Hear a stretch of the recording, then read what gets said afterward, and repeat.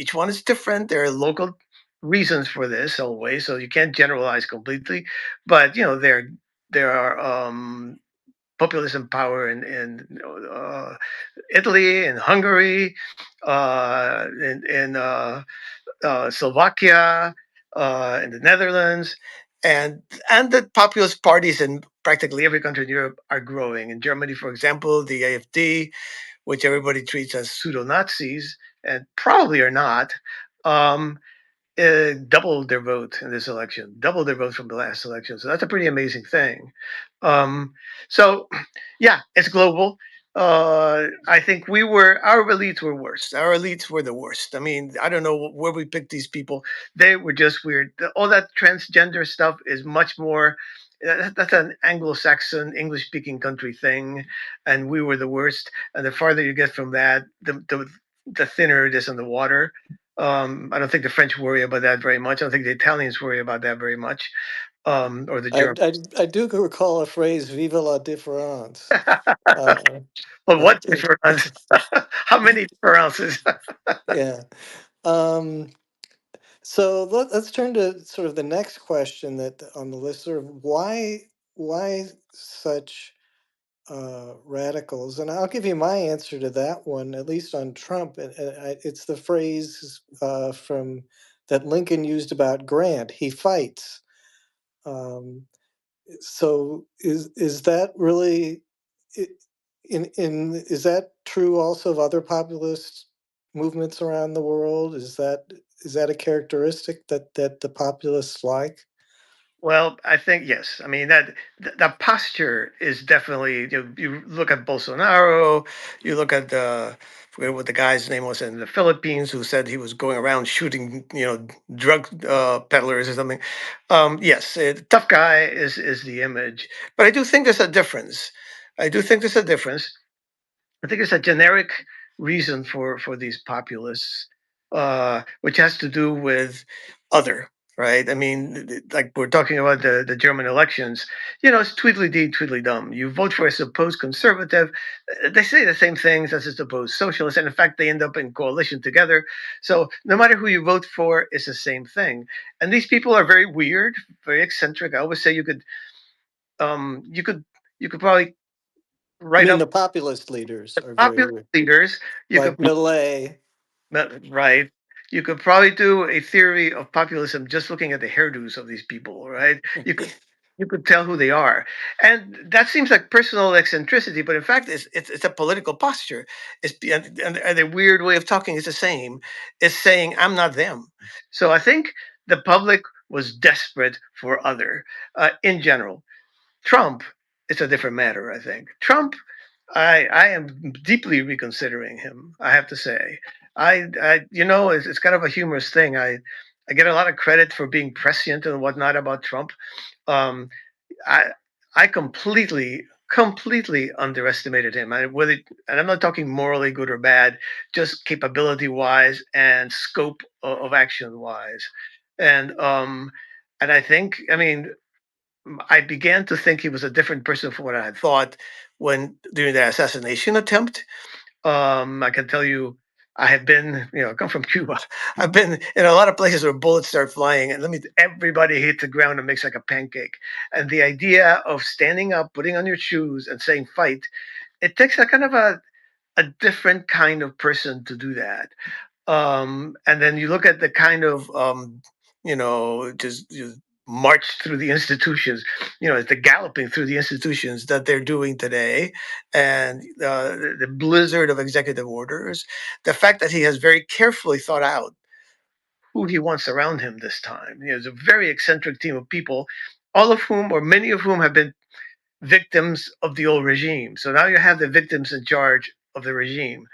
Very interesting situation.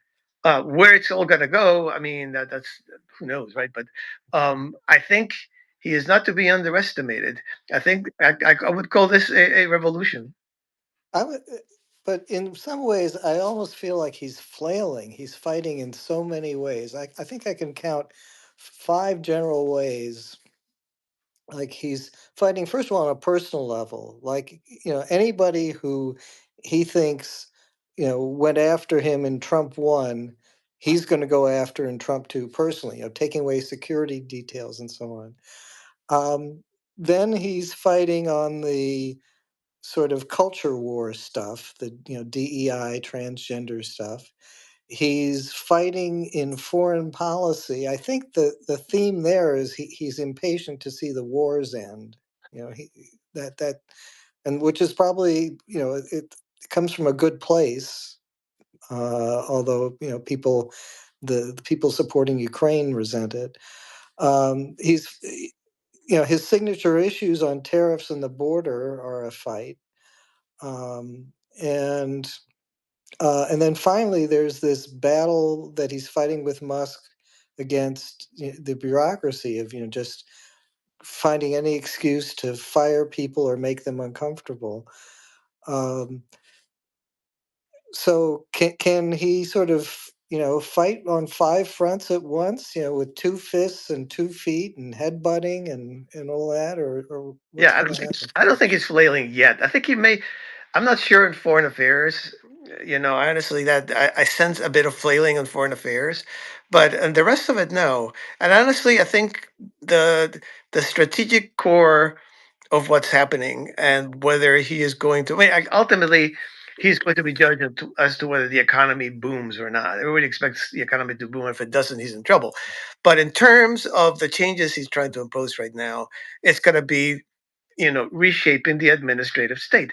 I mean, modern government is obsolete. It doesn't work. It doesn't work here. It doesn't work anywhere. Okay. Um, I mean, So what is it about it that isn't working anymore? well, I mean, we live in a digital society. Look at us. We're now conversing at each other over some significant distance through this tiny little device instantaneously at the speed of light. We now live at the speed of light. The government is still an analog institution. It just sits there, all right? And it grows and it grows and it grows, and it needs more and more and more of what the rest of us produce. And yet, what do we get out of it? What do we get out of it? So I I think the more the government resembles, say, Amazon for many services, and the more that the interactions with politicians resemble what you and I are doing right now, the more the government will be actually seen as part of the world we live in, versus this kind of like isolated, you know. A city of Oz that some wizard runs that has very little to do with the rest of us. Yeah. So um, yeah, a lot of things you're raising there. Um, so what do you think will end up like?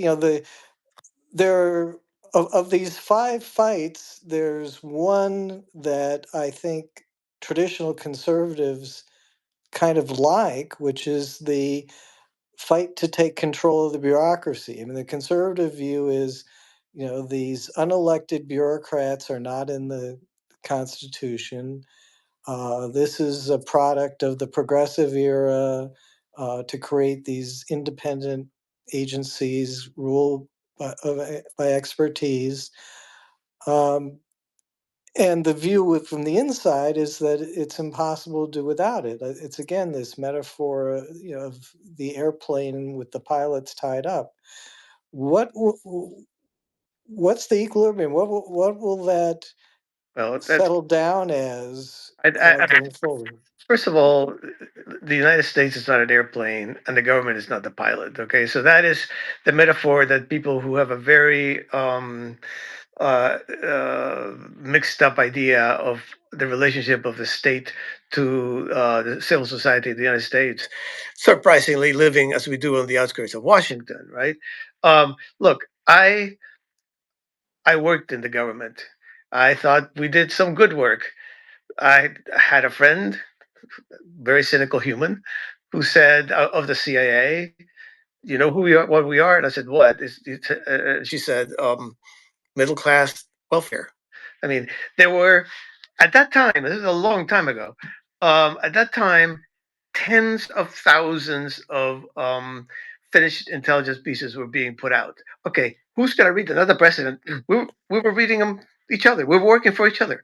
So there are tremendous redundancies, even in the best intended world. Tremendous redundancies, tremendous tentacles that go here and go there, and you can tell by what has been found out so far. Nobody, I mean, the Pentagon hasn't met an audit in 8 years, for God's sakes. $850 billion. Nobody knows how it's being spent. And they feel that's okay not to account for it. So this is a kind of a critical moment. I think if nothing happens, and I don't think it's possible, and I don't think it's going to happen, that there will be a wall to wall accountability moment for the every dollar spent in the US government. This is kind of like an illustration of what happens when you basically screw up. And I think the government has the bureaucracy, okay, of which I was a part, has screwed up in a number of ways. One of it is in that sort of unaccountability. You can see it in the USAID, the way they gave up money to anybody for anything, billions given to organizations, websites that had just been created, like you know, a month or two before, as sort of cutouts going out to somewhere else. I mean, it's like a shell game of some kind, and not a fear in the world that anybody's going to say, "Why are you doing this? Why are you spending our money in such weird and unaccountable ways?" That's Secondly, yeah, that's a point that I think people inside the Beltway don't understand. They look at these numbers and they say, "Well, 2 million here, 3 million there. That's pocket change." But to somebody who isn't in Washington, $2 million is real money. And then uh, that, so I think he probably has a lot of popular support for for that kind of auditing and checking and so on. I also think there has been a change since I left the government, which I found very appalling, which is many of the people involved in these organizations felt it was their duty to take a stand in our political divide, right? And they're invariably against Trump, and so therefore in favor of the progressives, the Democrats, and so forth, the elites. Um, and I can tell you when I was in CIA, if you were on the inside, the director of CIA was a powerful human being, and man, you knew his opinions. They were powerful, and you kind of stood there and shook in your boots when he told you what they were. Then they would retire, and they became these namby-pamby figures who hardly said anything controversial, never took sides, and they did that because they didn't want their work to be questioned in retrospect. In other words, they don't want the shadow to be cast on the institution because they were now saying something that, say, may favor one party over another. I saw one director after another, brilliant people, retire and change in personality. And then all of a sudden, we have this whole cluster of people who not only are on television all the time siding with one side, invariably against Trump, like I said, but essentially lying. I mean, lying. And Brennan told us, "Oh, there's going to be facts on that Russia collusion thing," and everybody thinks, "Well, this guy was head of the CIA. He must know." Well, he didn't know. He was just talking, right? So not only were they um, doing what they should not have done, which is kind of casting doubt on the institution, but they were deceptive, they were deceitful, they were liars. So if I think there's going to be this is like that, you know, was it Admiral Byng that was hanged in the 18th century that Voltaire said he was hanged to encourage the others, um, I think this is sort of a painful moment. It's terrible to lose your job, and I don't want to sound flip about it. But I think the bureaucracy needs to be shocked back. Shock therapy. That wait, no, being virtuous and being against this pseudo Hitler is not what we got hired here to do. I had many presidents that I worked for that I didn't vote for, and it never occurred to me that my job was to resist them. It was to implement what they wanted in the smartest way. So we have to sort of get back to that modality, and I think by the time Trump is done with this, that will probably be the case. Okay. Um, okay. So then the third question that Yashamonk asked, and I think I have lots of more questions even on the first two. But the third one was sort of, what can the establishment do to get back in the game? I mean, again, they just have a hard time picturing a government that isn't, sort of, uh, you know, experts in charge kind of thing. Do we think we're done with expert driven government, or do they get back in the saddle somehow? What's going to happen? Well, when you get a Marie Antoinette ruling class, you get a revolution. And that's what we got right now. And anybody who wants to make predictions in the middle of a revolutionary moment, good luck with that, all right? Um, but what I would say needs to happen, which means almost certainly won't, um, is we need to basically return to our first principles, which have to do with you know personal freedom, have to do with protections of the individual, have to do with government, basically keeping us safe and providing security for the poorest of us, and then that's it. The idea that government should be somehow um, the promoter of sexual options, or I mean, we have or of you know obesity, or of the climate. I mean, from the cosmic to the personal, government is supposed to be the root guide, our guide to everything. I think that's not in our first principles. I'm Cuban, so I can say this having come from the outside. The great thing about the United States of America is we just go about our business, and the government goes about its, and it very rarely intersects. These moments, right, like now, are very rare. Thank goodness.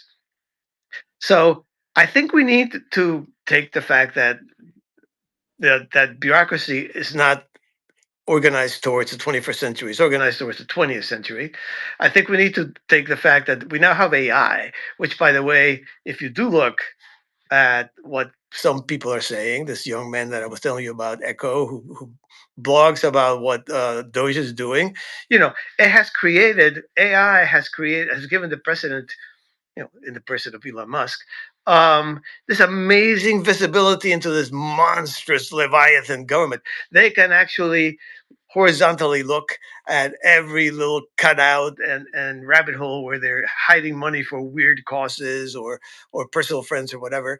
And then vertically they can see where the money is being allocated that the president signed for repairing a bridge, and they can look down to the bridge and they can see whether it's being repaired. I mean, AI is going to give the president such an insight into this monster that it's going to be way harder to get away with all these shadowy places, all these corners, all these tentacles that have been the way for the last, progressively worse for the last 7,500 years. So what we need to do is build a government for the 21st century. It's going to have to be lean. It's going to have to be fast. It's going to be um, low to the ground, in the sense that this gigantic pyramidal structure that most people find too distant is has a great deal to do with why we get a Trump. Um, Now, will we ever get that? I don't know.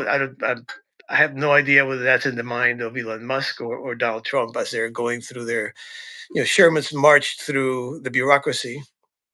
Yeah.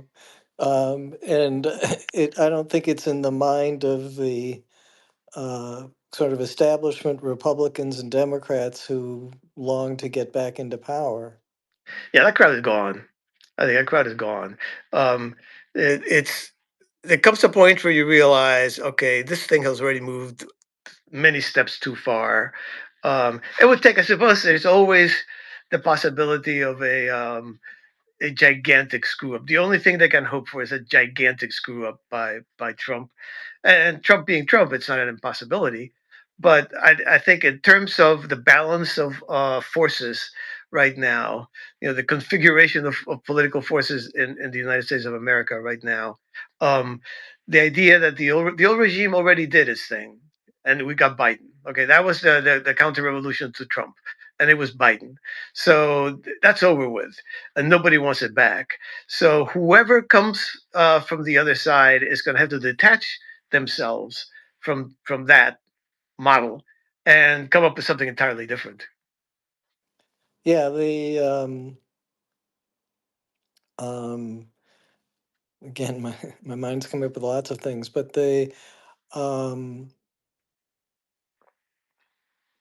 I mean, another, I guess, the scenario that they're sort of that the establishment is sort of counting on is sort of a very, you know, things do fall apart. You know, you do get a plane crash, uh, so to speak. That the um, and and you could get that for reasons that have very little to do with Trump. I mean, you could have a, you know, a government financial crisis or so on. Yep. But actually, but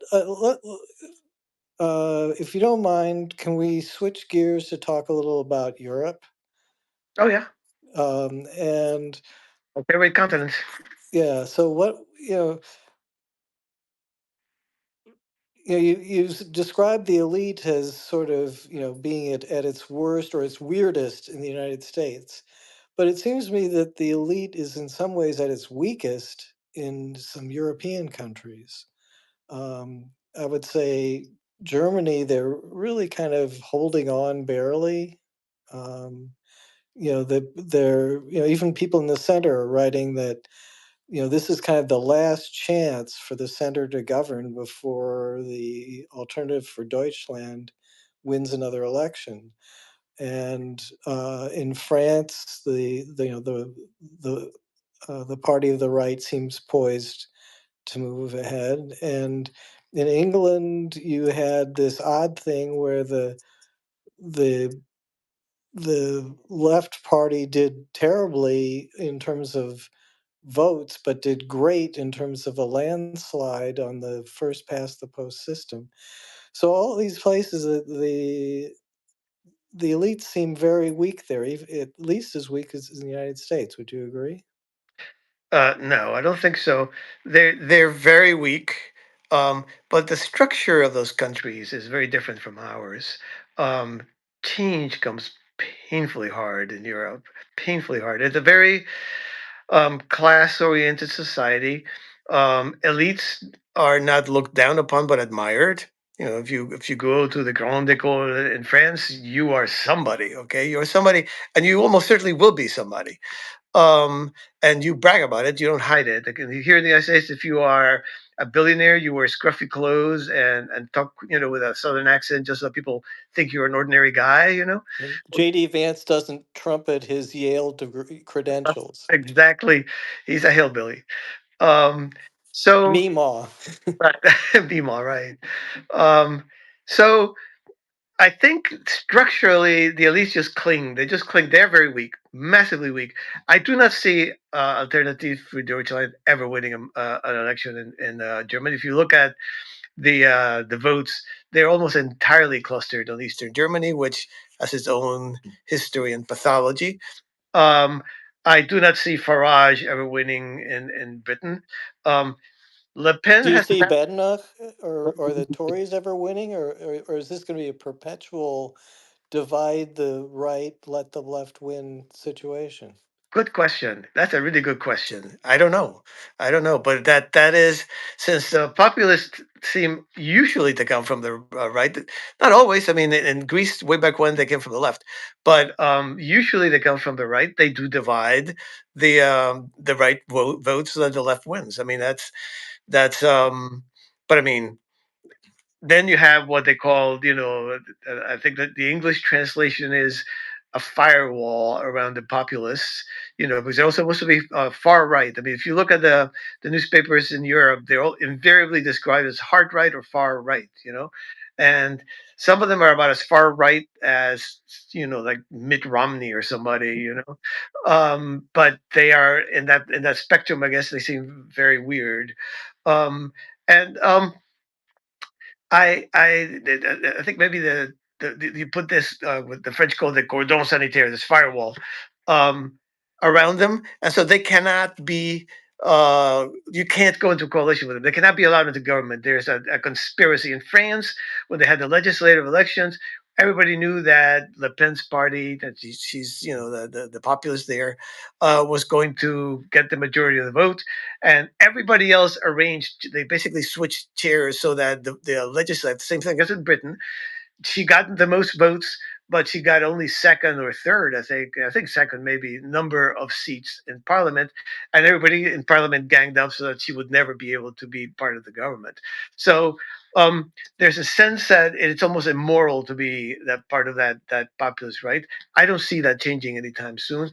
Meanwhile, the elites keep getting weaker and weaker and weaker. It's a kind of a strange pathology. I mean, it's really very strange pathology. I don't know how you break out of that. Um, but all of them are into it. I mean, you look at Spain; they're very divided. The countries that have populists in charge, Italy with Meloni, Hungary with Viktor Orban, and so forth, they're very popular, and they have actually pretty functional governments. It's the governments that are run by elites that seem to be disintegrating in this weird, sort of like it's a very slow motion train wreck way. Yeah, and well, it maybe Millet is the model of the future. I mean, I was just rereading that I think something like 100 economists signed a petition saying that Millet would be some disaster for Argentina. And so it's I guess he's a disaster for the 100 economists because Yeah. it's Whenever 100 experts sign anything, you know that 100% are wrong. Okay. the um, Well, Millet, yeah. by the way, I think Millet is very interesting to me because yeah, I went to Argentina. I was taken to Argentina, and I actually met him. Um, I mean, I was there in the room with him. I did. It's not like he even shook my hand. I watched him give a speech, and I actually think that he is the model. Millet is the model for Doge. Okay, and he just was in town recently. His symbol is the motosierra, right?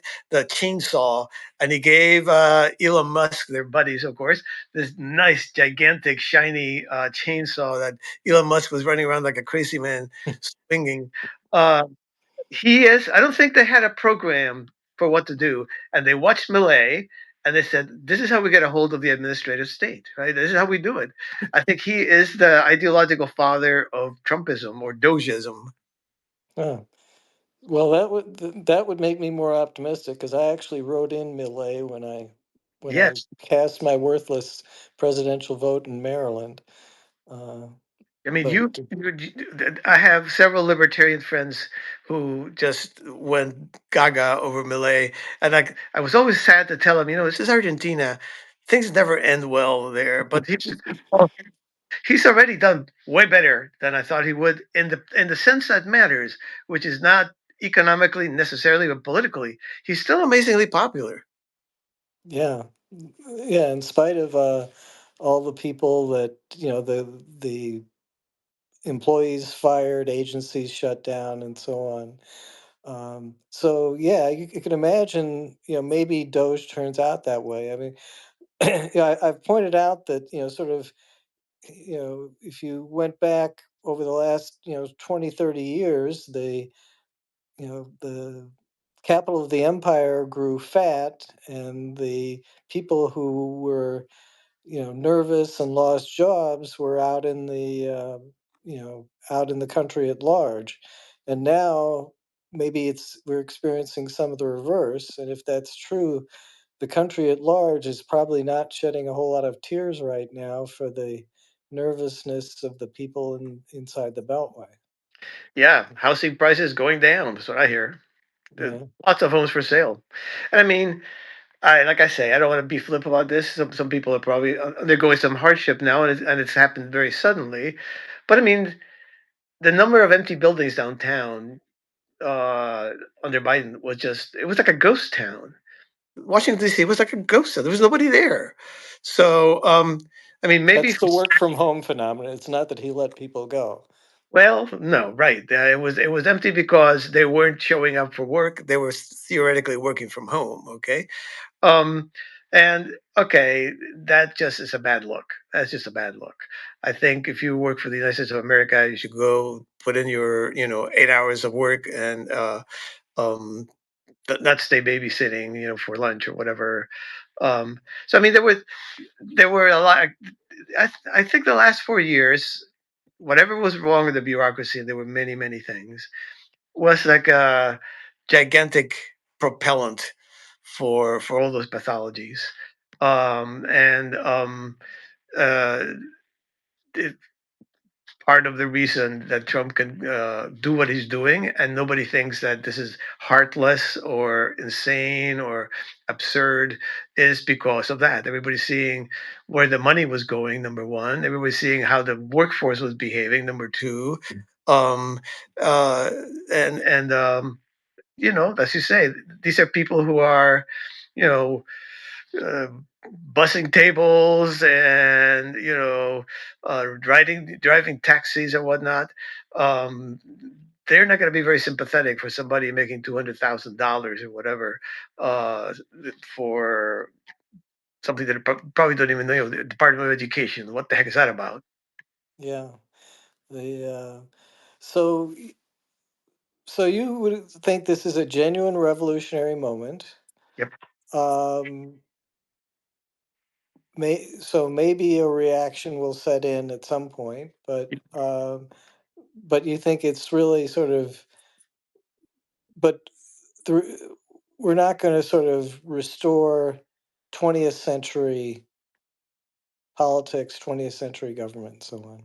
No, there's and that's an interesting point. I think. I think there is a selling point, a marketing point that the Trump people use, which is, the return to common sense, and the normies are in charge, and back to a man is a man and a woman is a woman. Um, you can't go back. You just simply cannot go back. That's not the way history works. Um, every counter revolution fails. I think Biden was a counter revolution. It failed. And it fails because it's got the word revolution inside. You can't undo what's already been done. All right. So I think this is a revolution. I was reading Victor Davis Hanson's. He calls it a counter revolution. I think he's wrong. I think this is they're trying to come up with something that is entirely new and unprecedented. How well they have thought it out, I don't know. I would have told you 6 months ago, not at all, zero, because I thought of Trump as being this very impulsive, unintellectual, uncaring about consequences type of person. But Yeah, I thought honestly, all he cared about was kind of his personal standing. I thought that the larger issues really didn't mean that much to him. among the many things that I have reconsidered is watching him sit there on that chair on the Oval Office while Musk hogs the cameras, hogs the attention. All right, and also they came in with a clear plan. I mean, and by the way, we have seen but a tiny little bit of it, I suspect. He came in, as I said, with a very eccentric set of people around him that he wanted to put in charge of the government, victims of the old regime. So the victims are now the regime. All this has been thought out in a very remarkable way that seems very un-Trump like for me. So is there in his mind or in somebody's mind around him an endpoint that they're aiming for? That would be amazing, but I would have to be shown.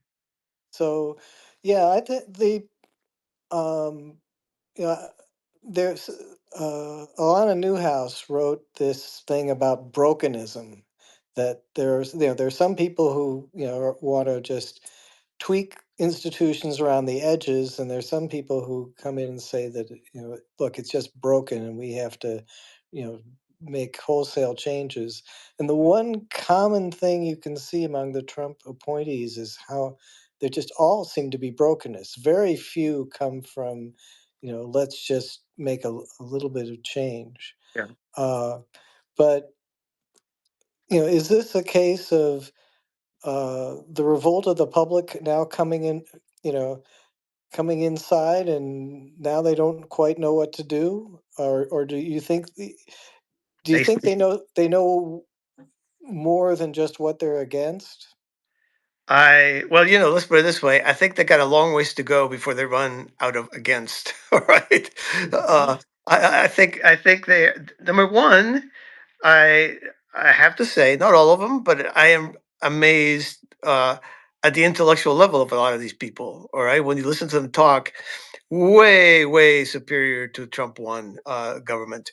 Um, Number two, they're way younger. I think 20 to 25 years younger on the average than his first cabinet.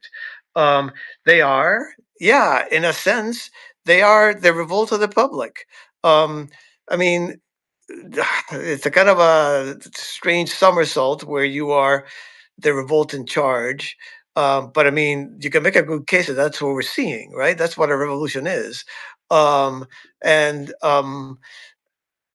Many factors come into what happens ultimately. And like I said, nobody who knows history should ever predict the course of a revolutionary moment.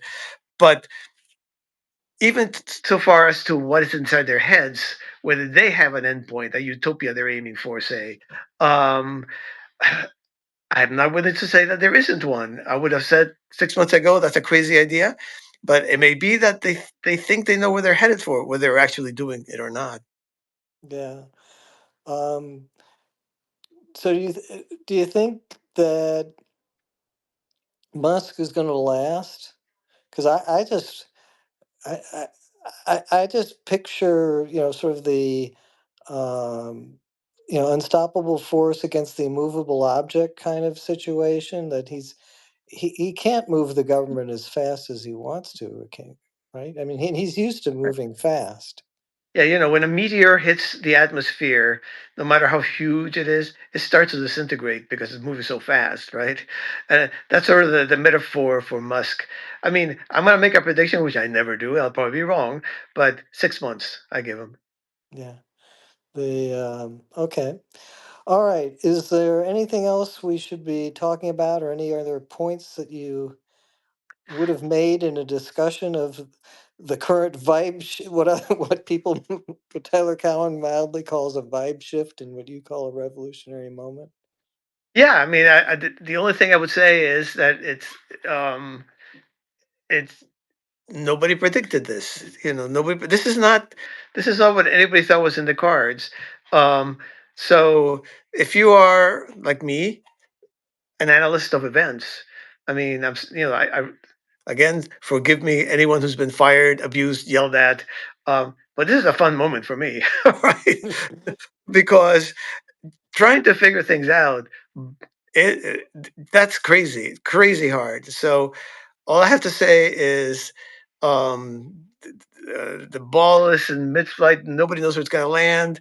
Um, there could be potentially, you know, life-changing effects to all this, or it could just be government-changing effects, which in this country, fortunately, doesn't really necessarily affect anybody's life.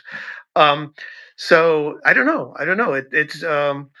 It's much more. It goes deeper than I ever thought it would. Okay, so one of my takeaways from this is uh, that there's a lot more method to Trump's madness than you thought months ago. A lot, a lot. I mean, this has been thought out amazingly carefully. The fact that the first agency they went after was USAID. That was brilliant. USAID is has always been rotten. All right, even in the good old days when what it did was basically during the Cold War it bribed corrupt governments to be our friends. Which to me is a noble activity, right? I mean, it's Yeah. perfectly noble vision. But you're dealing with corrupt people, and it's a rotten place. And after the Cold War, there was no real reason for that thing. It was just, why does it even exist? So they picked that one very carefully because they knew that they're going to knock over that rock and the cockroach is going to come out, and everybody was going to fixate on the cockroaches and not on this crazy process of destruction that they basically have implemented. Yeah. I guess what another question that occurs to me, and this isn't your area of expertise, but what happens to Congress, or what's required of Congress in this moment? I mean, talk about an institution that is slow to change and is not in the 21st century, um, and yet it seems to really sort of accomplish some of the things that Musk and Trump want to accomplish. Congress has to come in there. Yeah, and but I think they have that moment planned too, and I don't know when it's going to be. I mean, they keep talking about it's going to be one big beautiful bill or two bills or whatever. Um, They definitely are going to have to go to Congress. They got narrow, narrow majorities both ways, and people on both sides of Congress that don't like Trump. So they, even though they're Republican majorities, they're not reliable necessarily. Um, so let's see. That's a good test of how strategic these people are. They're going to have to do it at some point. I guess they're going to have to do it before. I don't know. We'll see. But they have this moment in early March where the continuing resolution ends again, and whether they want to put that on the table then, or they want to try to get another continuing resolution and then go forth, they have to at some point get that stamp of approval from the legislature. There's a lot they can change, a lot more than people think, just because the executive is the president's, turf. But in the end, a lot of the structure is mandated by Congress, and any change in the structure has to be approved by Congress. So, but watch that moment and how they manage that, because Congress is a hard beast, as you say, to move in any direction or to even to get going. Okay.